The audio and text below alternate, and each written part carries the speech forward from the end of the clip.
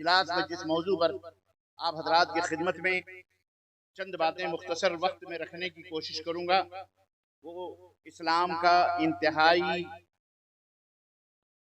بنیادی اور اساسی اور بیسک موضوع ٹاپک جسے ہم توحید کے نام سے یاد کرتے ہیں۔ توحید کیا ہے؟ توحید کی عظمت کیا ہے؟ توحید کہتے کس کو ہیں اور یہ کیوں ضروری ہے؟ اس کے منافع اور اس کے فائدے کیا ہیں؟ انشاءاللہ تبارک و تعالی آج کے اس مختصر سے وقت میں آپ حضرات کی خدمت میں رکھوں گا۔ اس کے برعکس جو لفظ ہے، جو معنی ہے یا جو چیز ہے شرک، اس کی بھی مختصر وضاحت آپ کی خدمت میں کروں گا۔ اللہ عز و جل سے دعا ہے کہ اللہ تبارک و تعالی ہماری اس اجلاس کو کامیاب فرمائے اور اللہ ہم سب کو نیک عمل کرنے کی توفیق عطا فرمائے۔ اللہ زور سے کہو آمین۔ اللہ تبارک و تعالی ہم سب کی حاضری کو قبول فرمائے اور ہمارے احباب نے جو یہ اجلاس منعقد کی ہے، اللہ اور اس کے رسول کی باتوں کو سننے کے لیے اللہ تعالیٰ کہنے اور سننے سے زیادہ ان باتوں پر عمل کرنے کی توفیق عطا فرمائے، آمین یا رب العالمین۔ دوستو اور بھائیو، توحید اسلام کا بنیادی عقیدہ ہے۔ عقیدہ توحید یہ انتہائی بنیادی چیز ہے۔ آپ اس بات کو اس حقیقت سے سمجھیے کہ حضرت محمد الرسول اللہ صلی اللہ علیہ وسلم جب مکہ مکرمہ کے اندر پیدا ہوئے اور آپ کو اللہ تبارک و تعالیٰ نے نبی بنایا، پیغمبر بنایا اور ایک ذمہ داری آپ کے کندھے پہ رکھی اور آپ کے اوپر سب سے پہلی وحی، سب سے پہلی آیت کریمہ جو نازل فرمائی غار حرا میں 40 برس کی عمر میں جب آپ کے اوپر نازل فرمائی تو وہ سب سے پہلا بنیادی معاملہ توحید ہی کا تھا۔ اللہ نے فرمایا اقرأ بسم ربک الذی خلق، اے محمد صلی اللہ علیہ وسلم اپنے رب کے نام کو پڑھیے۔ اقرأ بسم ربک الذی خلق، اپنے رب، اپنے پالنہار جس نے آپ کو پیدا کیا، جو سرشٹی کرتا ہے، جو اس سنسار کا رچیتا ہے، پہلے اس کے نام کو پڑھیے جس نے آپ کو پیدا کیا ہے۔ یہ پہلا آرڈر تھا آسمان سے جبریل کے ذریعے اللہ تعالیٰ نے اپنے نبی کو دیا، اور اللہ کے رسول صلی اللہ علیہ وسلم یہی پیغام لے کر اللہ کے بندوں کے اندر آئے۔ نبی کریم صلی اللہ علیہ وسلم نے مکے کے ماحول کو دیکھا، بڑے بڑے قتل کرنے والے، بڑے بڑے شرابی، بڑے بڑے زناکار، بڑے بڑے بدکار، بڑے بڑے چور، بڑے بڑے مکے کے اندر اچکے بدماش، برسہ برس اپنے باپ داداؤں کے خون کا بدلہ لینے والے، اپنی بچیوں کو زندہ قبر کے اندر دفن کرنے والے موجود، بڑے بڑے بدماش لوگ، بڑے بڑے شریر قسم کے لوگ موجود تھے۔ اللہ تبارک و تعالیٰ نے اپنے نبی کو ان تمام برائیوں کو مٹانے کا پہلے حکم نہیں دیا کہ آپ جا کے زنا کو مٹائیے، آپ جا کے بلاತ್ಕಾರ کو مٹائیے، آپ جا کے شراب پینے والوں کو روکیے، آپ جا کے قتل کرنے والوں کو منع کیجئے، آپ جا کے یہ کام کیجئے، آپ جا کے وہ کام کیجئے، نہیں، بلکہ سب سے پہلا حکم اللہ تبارک و تعالیٰ نے، سب سے پہلا پیغام اپنے نبی کے ذریعے اس سنسار کے اندر اہل مکہ کو دینے کے لیے جو دیا حکم وہ یہ تھا، قُلْ قُولُوا لَا إِلَهَ إِلَّا اللَّهُ تُفْلِحُوا۔ لا الہ الا اللہ جو منتر ہے، یہ اسلام کا پہلا منتر ہے جس کے پڑھنے کے بعد آدمی مسلمان اسلام کے اندر پرویش کرتا ہے، اسلام کے اندر داخل ہوتا ہے۔ اس کا مفہوم، اس کا معنی اور اس کا عرض یہ ہے کہ اللہ جو تمام دنیا کا رچیتا ہے، پالنہار ہے، تمام لوگوں کا خالق ہے، مالک ہے، تمام لوگوں کو جیون دینے والا ہے، ان کے لیے تمام قسم کے آہار پیدا کرنے والا، اناج دینے والا، سب چیزیں جتنی بھی چیزیں ہیں اس کا مالک الملک اللہ تبارک و تعالی ہے۔ اے لوگو، وہی تمہارا معبود برحق ہے، وہی تمہارا سچا پوجیہ ہے، اسی کی عبادت کرو، اسی کی پرارتھنا کرو، اسی سے بھکشا مانگو، اسی کے سامنے اپنے دامن کو پھیلاؤ، اسی کے سامنے سجدے کرو، اسی کے سامنے رکوع کرو، اسی سے سب کچھ مانگو، جو کچھ بھی مانگنا ہے اسی کے سامنے مسکین بن کر، فقیر بن کر، عاجز بن کر، مجبور بن کر اسی سے طلب کرو، وہ تم کو سب کچھ دینے والا ہے۔ یہ پہلا حکم تھا جو اللہ کے نبی صلی اللہ علیہ وسلم نے اہل مکہ کو سنایا۔ چوری سے منع نہیں کیا، زناکاری سے منع، حالانکہ تمام سب خطرناک چیزیں ہیں، لیکن دیکھیں جسم کے اندر بہت ساری خرابیاں ہوتی ہیں، لیکن ایک مین خرابی ہوتی ہے، اگر اس اور ڈاکٹر اس بات کو جانتا ہے کہ اگر ہم ان چھوٹی چھوٹی دیگر دوسری چیزوں کے لیے کوئی گولیاں اس کے لیے یا کوئی انجیکشن اگر ہم ان کے لیے متعین کرتے ہیں تو بہت ٹائم لگے گا اس کو مٹانے میں۔ ایک بڑی بیماری جو تمام بیماریوں کی ماں ہے، اگر اس بیماری کو ختم کر دیا جائے، اس بیماری کا علاج کر دیا جائے، اس بیماری کو کاٹ کر کے پھینک دیا جائے، اس بیماری کو جڑ سے ختم کر دیا جائے، تو جو چھوٹی چھوٹی بیماریاں ہیں یہ آٹومیٹک ختم ہو جائیں گی، سوکھ جائیں گی۔ ایک ڈاکٹر اس بات کو جانتا ہے۔ اسی وجہ سے معاشرے کے اندر بہت ساری، سماج کے اندر برائیاں تھیں، بہت ساری خرابیاں تھیں، بہت سارے ظلم تھے، زیادتیاں تھیں۔ یقین مانیے میں ان ظلم زیادتیوں کو بیان کروں تو شاید یہ رات گزر جائے گی، لیکن ہر شخص کو اس بات کا جو رحمت للعالمین حضرت محمد رسول اللہ صلی اللہ علیہ وسلم کے سیرت مبارکہ کا مطالعہ کرتا ہے، اسے پتا ہے کہ آپ صلی اللہ علیہ وسلم جب اس دنیا کے اندر نبی بنا کر کے بھیجے گئے، پیغمبر بنا کے بھیجے گئے، تو مکے کا کیا ماحول تھا اس وقت سب کو پتا ہے۔ اللہ تعالیٰ نے فرمایا جاؤ ایک بڑی بیماری کا علاج کرو۔ وہ بڑی بیماری کیا تھی؟ وہ یہ تھی کہ اللہ کی عبادت میں غیر اللہ کو شریک کرنا، اسے پارٹنر بنانا، اس کا ساجیدار بنانا، یہ مکے کے اندر تھا۔ یہ مکے کے لوگ جانتے تھے، مکے کے لوگ اللہ کو بھی جانتے تھے، مکے کے لوگ خانہ کعبہ کا طواف بھی کرتے تھے، مکے لوگ اللہ پہچانتے تھے، وہ اللہ کو مالک و ملک بھی جانتے تھے، اللہ تبارک و تعالیٰ کو روزی دینے والا بھی مانتے تھے، لیکن ان کا جرم یہ تھا کہ وہ اللہ کے ساتھ لوگوں کو پارٹنر بھی بناتے تھے، شریک بھی بناتے تھے، اپنے بڑوں کو، اپنے ہاتھوں سے بنائی ہوئی چیزوں کو، وہ کسی بھی چیز کو، وہ بھی اس کو آستھا کا اپنا انہوں نے ایک پرتیک بنایا ہوا تھا، ان کے سامنے پرارتھنا کرنا، ان کے سامنے سجدہ کرنا، یہ تمام سب چیزیں تھیں۔ اللہ کے رسول صلی اللہ علیہ وسلم نے اللہ کے حکم سے سب سے پہلے اس کا علاج کیا، اور جب آپ تاریخ کے پنوں کو اٹھا کر کے دیکھیے کہ اللہ کے نبی صلی اللہ علیہ وسلم نے جب اس کا علاج کیا اور لوگوں کو اللہ کی طرف بلایا، اور لوگوں کو اللہ کی وحدانیت کی طرف بلایا کہ اے لوگو اللہ کا کوئی پارٹنر نہیں ہے، قل هو اللہ احد، اللہ کی پہچان یہ ہے کہ نبی کہہ دو اللہ ایک ہے، معبود برحق ایک ہے، سینکڑوں معبود نہیں ہو سکتے، ایک ہی معبود برحق ہے، اللہ الصمد، اللہ بے نیاز ہے، نہ اسے نیند آتی ہے، نہ اسے اونگ آتی ہے، نہ وہ کھاتا ہے، نہ وہ پیتا ہے، نہ وہ اسے کسی چیز کی ضرورت ہے، وہ تمہاری عبادتوں کا بھی محتاج نہیں ہے، وہ اللہ ایک ہے، اللہ الصمد، وہ مجبور نہیں ہے، تم مجبور ہو، اس کو کسی کی پناہ کی ضرورت نہیں ہے، لیکن تمہیں پناہ کی ضرورت ہے۔ جو کسی کی پناہ میں نہ آئے اسے سمجھ کہا جاتا ہے، اسے سمجھ کہا جاتا ہے۔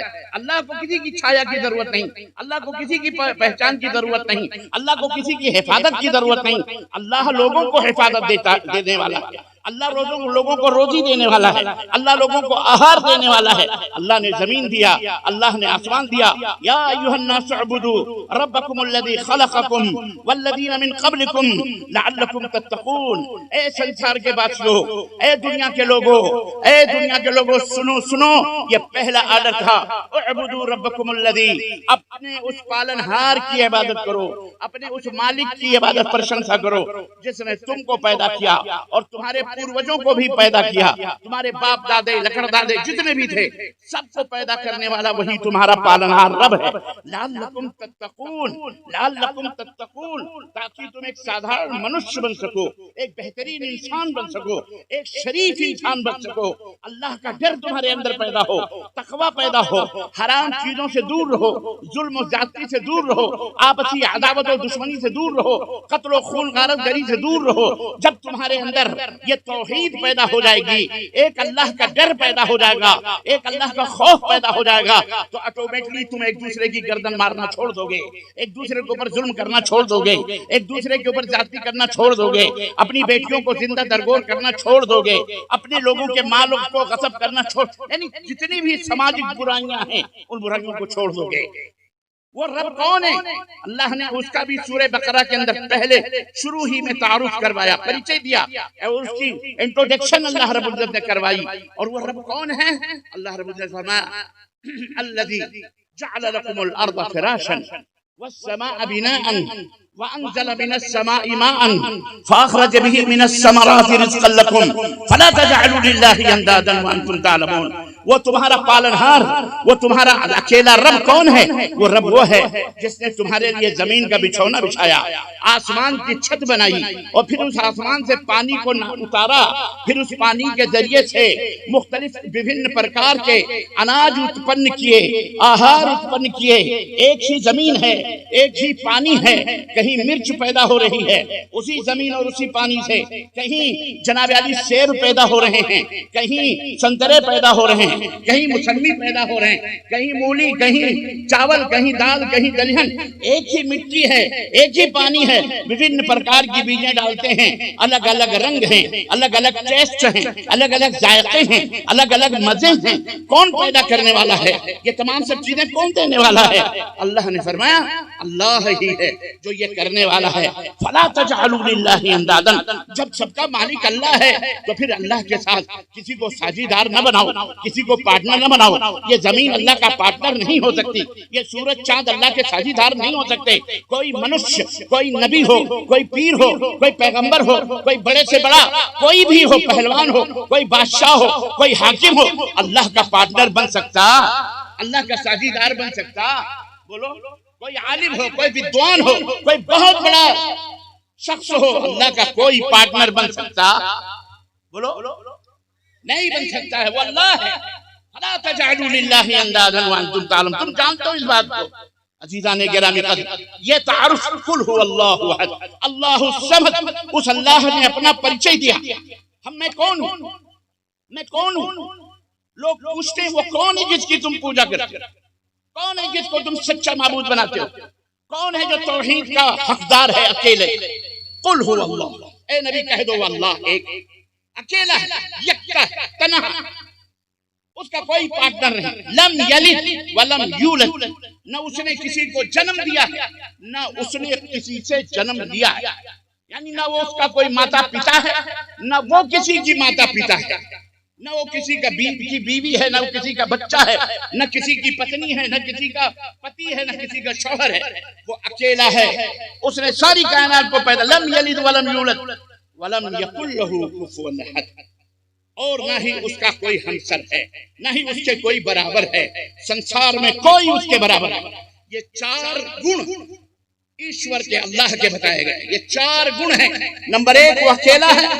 نمبر دو، وہ کسی کا محتاج نہیں، کھانے پینے کا، بھوک کا، نیند کا، کسی کا محتاج نہیں، تم کسی چیز کا محتاج نہیں۔ نمبر دو۔ نمبر تین، نہ اس کے کوئی آل اولاد ہے، نہ وہ کسی کی آل اولاد ہے۔ نمبر چار، اس کے برابر کوئی نہیں۔ یہ اللہ کی توحید ہے، یہ اللہ کی پہچان ہے۔ یہ اسلام نے پوری دنیا کو، خاص طور پر اہل مکہ کو دیا، اور اہل مکہ نے جو کیا سو کیا، وہ تو وہ ہسٹری، وہ ایک تاریخ ہے، میں وہاں نہیں جانا چاہتا۔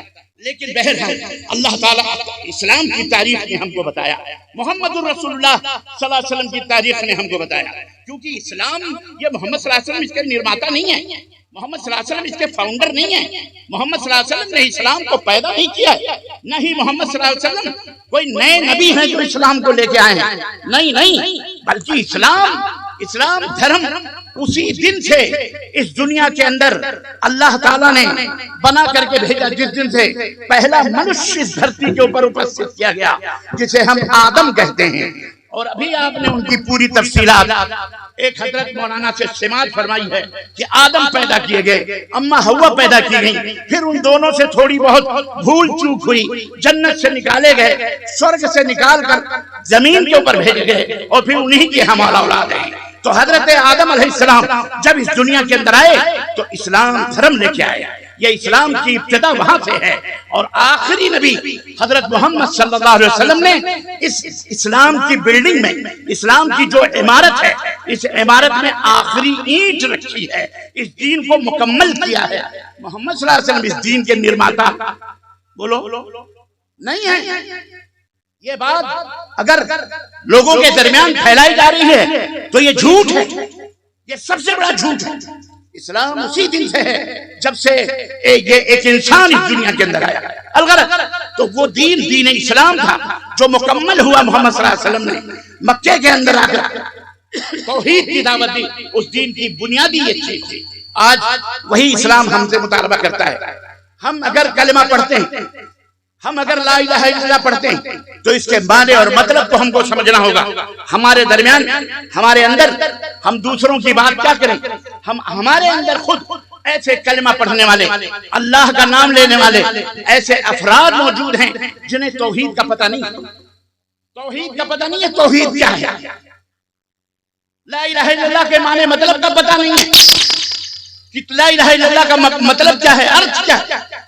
اسی وجہ سے آپ دیکھیے ہم میں کلمہ پڑھنے والے بہت سارے مسلمان ہیں بیچارے، ان پڑھ ہونے کی وجہ سے، جاہل ہونے کی وجہ سے، نہ جاننے کی وجہ سے قرآن اور حدیث کو وہ لوگ کوئی جھنڈا بنا رہا، کوئی تعزیہ بنا رہا، کوئی جہاں چاہا چار اینٹیں جوڑ کر درگاہ بنا لیا، مزار بنا لیا، اسی کو سجدے کر رہا ہے، اسی کو پوچھ رہا ہے، اسی کو مشکل کشا سمجھ رہا ہے، اسی کو حاجت روا سمجھ رہا ہے۔ حالانکہ یہ اسلام نہیں ہے، یہ اسلام کے اپدیش نہیں، یہ اسلام کے احکام نہیں ہے۔ اسلام نے اس کی قطعی اجازت نہیں۔ مالک کے ملک اللہ ہے، مشکل کشا حاجت روا اللہ ہے، اٹھتے بیٹھتے اس کو پکارو، اس سے پرارتھنا کرو، وہی تمہارے دکھوں دردوں کو دور کرنے والا، تمہارے دلوں کے بھیدوں کو جاننے والا وہی ہے۔ دنیا میں کوئی ایسا نہیں ہے جو تمہارے دکھ درد کو دور کرے۔ اے میرے مسلمان بھائیوں، اس بات کو اچھی طرح نوٹ کر لو، یہ اسلام کی سب سے بیسک، نماز بعد میں، روزہ بعد میں، حج بعد میں، زکوٰۃ بعد میں، چوری چماری چھوڑنا بعد میں، قتل خون قتل غارت چھوڑنا بعد میں، دیگر برائیاں چھوڑنا بعد میں، گناہوں میں، پاپوں میں سب سے بڑا پاپ اللہ تعالیٰ کے ساتھ شرک کرنا۔ یہ دنیا کا سب سے بڑا جھوٹ ہے، اللہ کے ساتھ شرک کرنا۔ اللہ تعالیٰ نے آپ کے تمام گناہوں کے معاف کرنے کی ذمہ داری لی ہے کہ تمہارے ہم سارے گناہ معاف کر دیں گے۔ چوری کر لی تم نے، توبہ کرو، قتل کر لیا، توبہ کرو، غلطی ہو گئی، اللہ چاہے تو سزا دے۔ دنیا میں جو تم کو سزا ملے گی وہ تو ملے گی، اللہ بھی تمہیں سزا دے گا۔ اللہ جو چاہے وہ سزا دے، لیکن اگر تم بغیر توبہ کے، بغیر سزا کے مر گئے، اللہ کی مرضی ہے، جو چاہے معاف کرے، چاہے تم کو سزا دے، نرک میں داخل کرے، جہنم میں ڈالے، اور پھر اتنی سزا دینے کے بعد تم کو پھر نرک سے نکال کر جنت کے اندر، سورگ کے اندر ڈالے۔ لیکن وہی اللہ کہتا ہے کہ اگر تم یا ابن آدم لو اتیتنی بقراب من الارض خطایا ولا تشرک بی شیئا، اے آدم کے بیٹو سنو، اگر میرے پاس مرنے کے بعد تم زمین اور آسمان بھر کے پاپ کی گٹھری لے کے اپنے سر پہ آؤ، گناہ لے کر کے آؤ، لیکن تم نے میرے ساتھ کسی کو ساجیدار نہ بنایا ہو، تم نے کسی کو پارٹنر نہ بنایا ہو، تو میرے عزت و جلال کی قسم ہے، میں تجھ سے زمین اور آسمان بھر کی بخششوں اور مغفرتوں کے ساتھ ملاقات کروں گا، یعنی یہ تیرے سارے پاپ معاف کر دوں گا اور تجھے میں جنت میں داخل۔ یہ نقد انعام ہے، اس کا بولو، یہ نقد انعام ہے، توحید کا انعام ہے۔ توحید تو یہ ہے کہ خدا حشر میں کہہ دے یہ بندہ دو عالم سے خفا میرے لیے ہے۔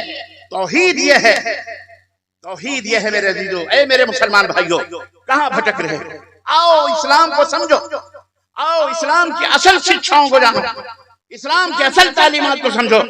یہ ایک ذمہ داری اسٹیج ہے، قرآن اور سنت جس کا منہج ہے، صحابہ کرام جن کے لیے دلیل ہیں، حجت ہیں، اللہ اس کے رسول کے پیغامات تم کو بتلاتے ہیں۔ آؤ توحید کے مفہوم معنی کو سمجھو، اللہ تبارک و تعالیٰ کی عبادت میں، اللہ کی ذات میں کسی کو شریک اور ساجیدار نہ بنا۔ ان اللہ لا یغفر ان یشرک بہ ویغفر ما دون ذلک لمن یشاء. اللہ فرماتا ہے قرآن کریم کے اندر، اللہ تمہارے جس گناہ کو معاف کرنا چاہے معاف کر دے گا، لیکن اگر اللہ معاف نہیں کرے گا تو اپنے ساتھ شرک کو معاف نہیں کرے گا. اپنے ساتھ پارٹنر کوئی بنائے اللہ کا کسی کو، چاہے وہ نبی کو کیوں نہ بنائے، جو دنیا میں سب سے بڑا ہے اسی کو پارٹنر بنائے، اللہ اسے بھی معاف بولو نہیں. اور چھوٹی سی مثال لے لو، آپ کے گھر میں خوبصورت، میری مائیں بہنیں بیٹھی ہیں معذرت کے ساتھ، آپ کے گھر میں خوبصورت عورت ہے، بڑی خوبصورت حسین ہے، جمیل ہے، اچھے کھانے پکانے والی، پاؤں دبانے والی، سر میں تیل لگانے والی، آپ کے کپڑے دھونے والی، آپ کے بچوں کو ہمیشہ صاف ستھرا رکھنے والی، شکشا بہترین دینے والی، تربیت کرنے والی موجود ہے. آپ بڑے خوش نصیب ہیں الحمدللہ. لیکن ان تمام سب چیزوں کے ساتھ وہ ایک کام یہ کرتی ہے کہ اٹھتے بیٹھتے اپنے گھر میں آپ کے پڑوسی کا، کسی دوست کا جو آپ کا بڑا لنگوٹیا یار ہے، گھر میں چلتے پھرتے اٹھتے بیٹھتے اس کو پکارتی رہتی، ہے ڈبلو کے ابا، ہے ببلو کے ابا، اور آپ کا نام نہ ڈبلو ہے نہ ببلو ہے، لیکن آپ جانتے ہیں کہ تو میرے دوست کا نام ہے. ایک دفعہ سن لیا، دو دفعہ سن لیا، تیسری دفعہ تو آپ کے کان کھڑے ہو جائیں گے کہ بیگم یہ کیا چکر ہے، کھلاتا میں ہوں، پلاتا میں ہوں، گھر میرا ہے، کپڑے لگتے میں دے رہا ہوں، یہ اٹھتے بیٹھتے چلتے پھرتے آپ ہمارے نام کے بجائے ہمارے دوست کا نام کیوں لے رہی ہیں، کیا وجہ ہے بتاؤ. کان کھڑے ہوں گے کہ نہیں کھڑے ہوں گے بولو.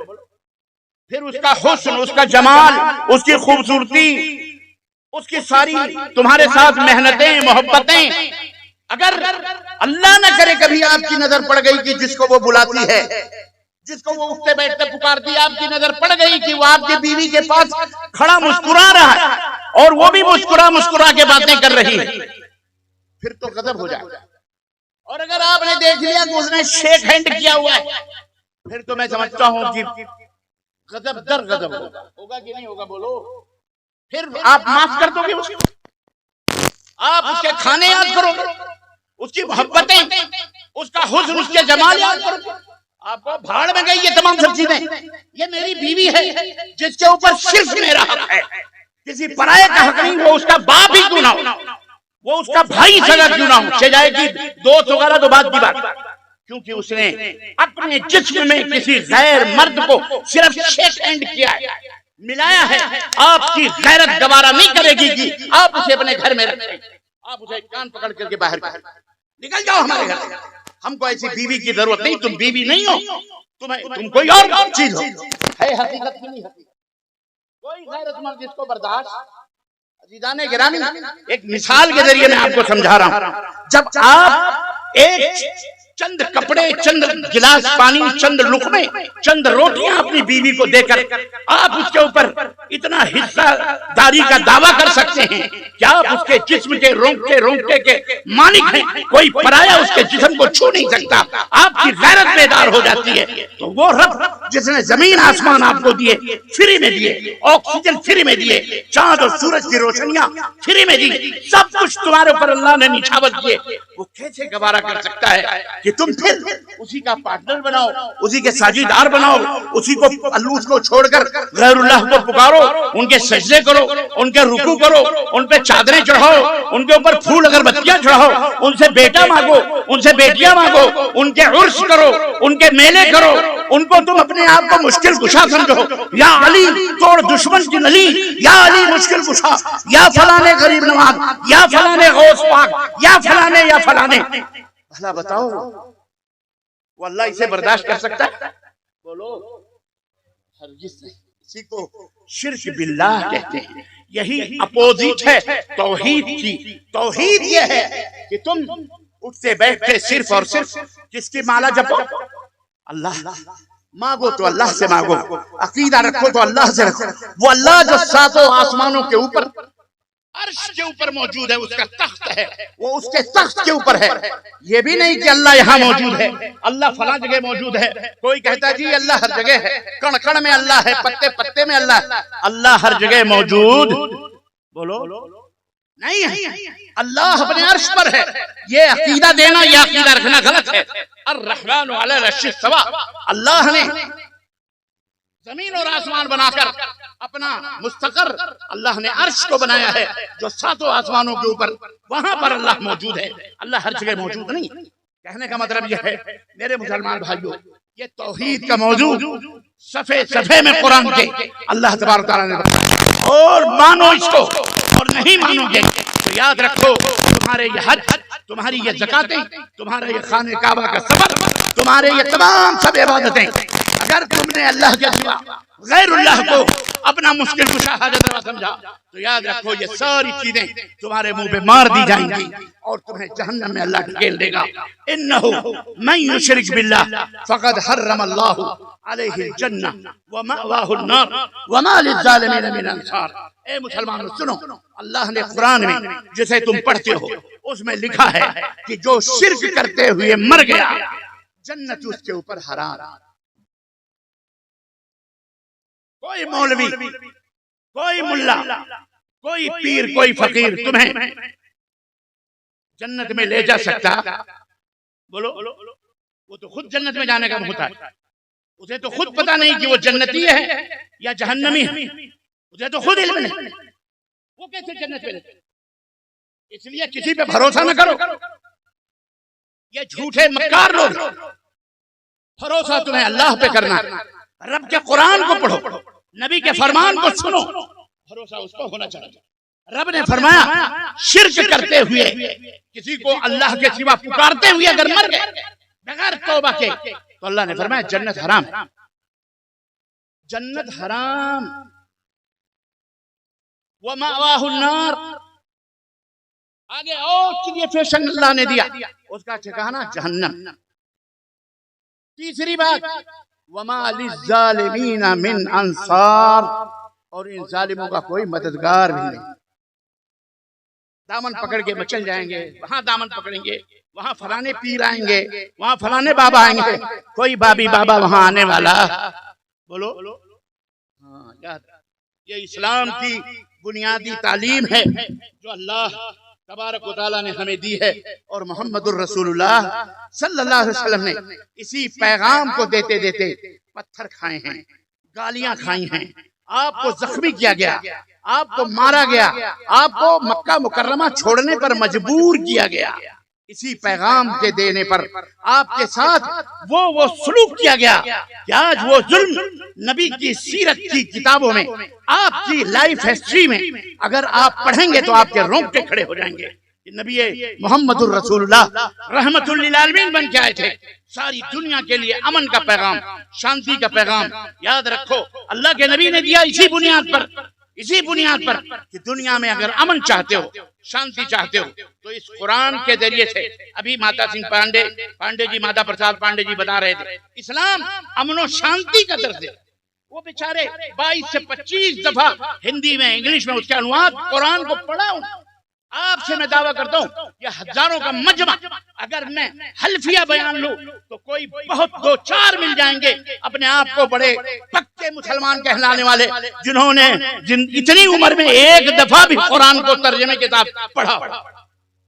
لیکن ہم سلوٹ کرتے ہیں سر آپ کو، آپ نے 23-24 مرتبہ اس کا عنوان، اس کا پڑھا، یہ ہمارے لیے بڑی شرف کی بات۔ اور اسی وجہ سے آپ کا جو بیان تھا کتنا میٹھا میٹھا اور سب کو امن و شانتی کا پیغام دینے والا۔ عزیزان محترم، یہ ہمارا دیش مختلف پھولوں کا گلدستہ ہے، اس میں رنگ برنگے چمیلی بھی ہے، گلاب بھی ہے، سمن بھی ہے، سارے قسم کے جو ہے کیا کہتے ہیں اس کے اندر پھول۔ ہمیں سب کی آستھاؤں کا، سب کے دماغوں کا، سب کے مزاجوں کا احترام کرتے ہوئے اپنے میسج کو لوگوں تک پہنچانا ہے۔ یہاں امن و شانتی کو بھنگ کرنے والوں کی گنجائش نہیں ہے، نہ ہم اس کو کرنے دیں گے انشاءاللہ تبارک تعالیٰ۔ بولو انشاءاللہ تبارک، ہاتھ اٹھا کے بولو انشاءاللہ تعالیٰ۔ ہمارے دیش کے اندر کوئی امن و شانتی کو بھنگ کرے گا ہم اسے معاف کر سکتے؟ اور اللہ سے دعا کرتے ہیں جو ہمارے دیش کے امن و سلامتی سے کھیلے گا اللہ تعالیٰ اسے اس دنیا سے نہ نکلا. ہم جو ٹیڑھی آنکھ بھی اٹھا کر کے دیکھے گا اس کی آنکھ بھی ہم نکال دیں گے. ہم اسے برداشت نہیں کر سکتے. یہ ہمارا ملک ہے. ہمارے بزرگوں کے ہمارے اسلاف کے خون کے قطرے قطرے بڑی ذمہ داری کے ساتھ ایک عظیم الشان لیڈر کے سامنے کھڑے ہو کر میں یہ بات بول سکتا ہوں کہ اس کے ذرے ذرے پر ہمارے بزرگوں کے خون کے دھبے موجود ہیں. ہم اسے کسی اپوتر پیروں سے ہم اسے کچلنے بولو نہیں دیں گے انشاءاللہ تعالی. ہم مسلمان ہیں. ہمارا کیش ہے ترک رسوم. ہم امن و سلامتی کے پیغمبر ہیں. ہم امن و سلامتی کے پرچارک ہیں. ہم امن و سلامتی اور اللہ کے دین کی رحمت کو لوگوں تک پہنچانے والے ہیں. ادب سے، احترام سے، شفقت سے، محبت سے، اخلاق سے، گفٹ سے، ہدیوں سے، احترام سے کیا کیا خوبیاں بیان کروں جو اسلام نے ہمیں دیے ہیں. ان تمام سب چیزوں سے مسلمانوں اپنے آپ کو آراستہ کرو، پیراستہ کرو اور پھیل جاؤ. ہمارا بھارت تمہیں اپنے گلے لگانے کے لیے تیار ہے. انشاءاللہ تعالی ہمارا ملک امن و سلامتی کا گہوارہ ہے اور رہے گا. اور انشاءاللہ ہم اسے مزید تقویت اور قوت اور طاقت دیتے رہیں گے انشاءاللہ تبارک تعالی. اسلام کو سمجھو. اسلام دین رحمت کو سمجھو. رحمت للعالمین کی رحمت للعالمین کے دامن پر دھبا لگانے والا مسلمان ہو سکتا. اللہ اکبر. جس دین کے ہم ماننے والے ایک طوائف نے کس بات کی بات کریں. ایک طوائف نے ایک بے پیاسے کتے کو پانی منہ میں پلا دیا، چند قطرے ڈالے، کتا زندہ ہو کے بھاگنے لگا. اللہ اکبر. نبی رحمت للعالمین نے فرمایا اس کی اس ادا کو دیکھ کر اللہ اتنا خوش ہوا کہ اللہ نے اسے جنت عطا فرمائی. یہ ہے اللہ تبارک و تعالی اس گناہ کو معاف کرنے والا. میرے عزیزو اللہ تعالیٰ سے آؤ مل جل کر کے دعا کریں کہ اللہ ہم سب کو امن و سلامتی کا پیغمبر بنائے اور ہماری زندگی کو امن و سلامتی کا خوشبوؤں سے معطر فرمائے. اور دنیا کے اندر جہاں کہیں بھی مسلمان رہتے اور بستے اور اللہ کے بندے رستے بستے ہیں اللہ ان تک اسلام کی اس رحمت کو عام فرمائے اور اللہ سب کو موحد بنائے. شرک و کفر سے توبہ کرنے کی توفیق عطا فرمائے اور ہم سب کے دلوں میں ایک دوسرے کی محبت اور ایک دوسرے کی کا اکرام اللہ تعالیٰ پیدا فرمائے. آمین یا رب العالمین. یہ قصہ لطیف ابھی نہ تمام ہے. جو کچھ بیان ہوا ہے وہ آغاز باب تھا. وما علینا الا البلاغ وصلی اللہ علی نبینا محمد وعلی آلہ وصحبہ اجمعین. والسلام علیکم ورحمۃ اللہ وبرکاتہ.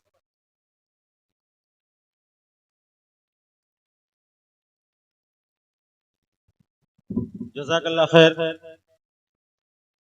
یہ تھے شیخ محترم فضیلت الشیخ ڈاکٹر سید معراج ربانی حفظہ اللہ.